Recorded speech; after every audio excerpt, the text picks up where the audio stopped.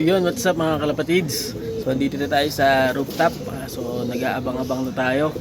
So, sana pala rin at makapag-clock yung kaisa-isa nating ibon na si Taba.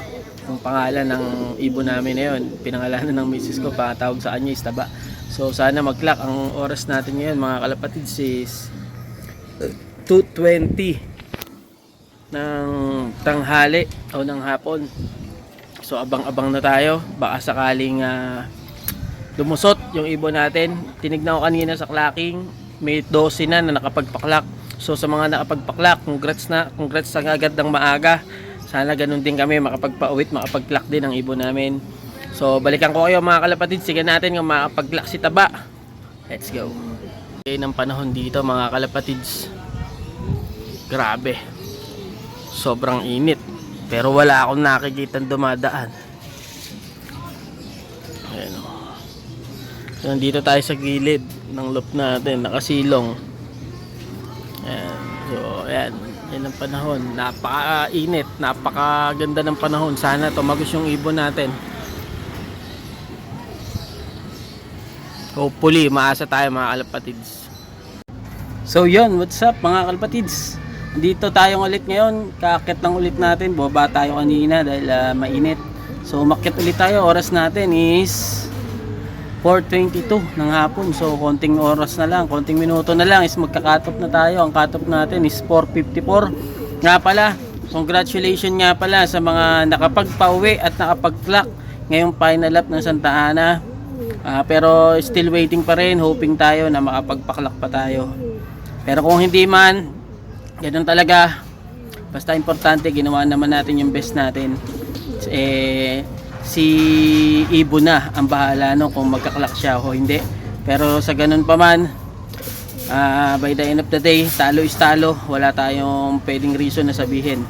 So galingan na lang natin sa susunod na karera kung sakali na hindi na talaga uuwi yung kinarga natin at hindi na magkaklak. So better luck ulit sa susunod na karera. Ulitin ko mga kalapatids, congratulations sa lahat na nakapagpauwi at nakapagpaklak ngayong oras na ito sa kanilang mga lop. Naway magtuloy-tuloy ang swerte sa inyo, ganun din sa amin at ganun din sa akin. So balikan ko kayo hanggang mamaya, hanggang sa matapos. Let's go. Yung lagay ng panahon mga kalapatids, ayan, kumukulimlim na ron pero mainit pa rin. Pero ibig sabihin naghahalo na yung dilim. Ayan, still waiting pa rin tayo. Dito tayo sa gilid, sa lilim. Ayan yung loop natin, ito yung breeder, tapos yung katabi niyan yung flyer natin. So yun. So balikan ko kayo mga kalapatids, may ilang minuto pa tayo. Balikan ko kayo pagka natapos na yung cut off at wala pa rin.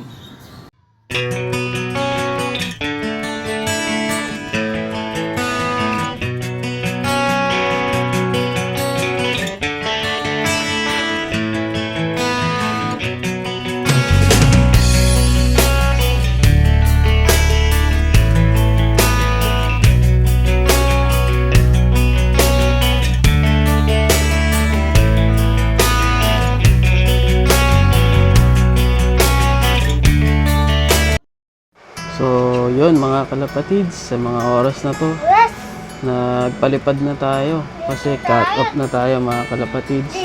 So yun, malungkot, hindi tayo nakapagpaklak, pero ganun talaga, ganyan ang buhay puncher. Hindi lahat ng inalagaan natin ay paniguradong uuwi, pero kahit ganun pa man, ito ang larong tinahak natin eh. Hindi kasabihan nga, gugulong pero di susuko. So better luck next time mga kalapatid. Kita-kits tayo sa NDR. Let's go.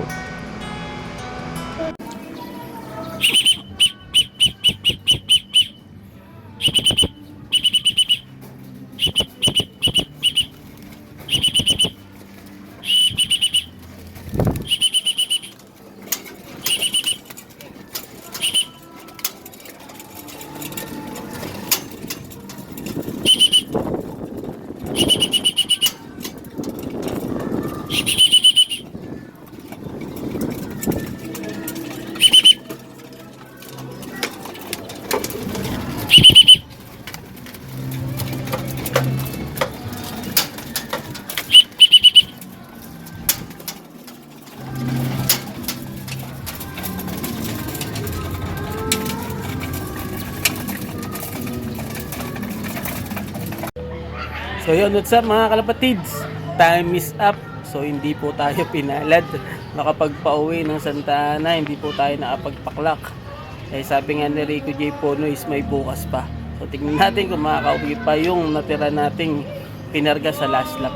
Kung hindi man, sana mahuli siya o makuha siya ng marunong mag-alaga na sa ganun is hindi siya mapabayaan. So hanggang dito na lang mga kalapatids, hindi tayo pinalad. Pero sabi nga nila, gugulong pero hindi susuko. So kita-kits ulit tayo sa next race natin sa NDR. So ayan na, naka-ready na yung mga pang-NDR natin. So hanggang dito na lang mga kalapatids. So don't forget to like and subscribe my YouTube channel. At huwag nyo na rin kalimutang i-click ang notification bell na sa ganun is updated kayo sa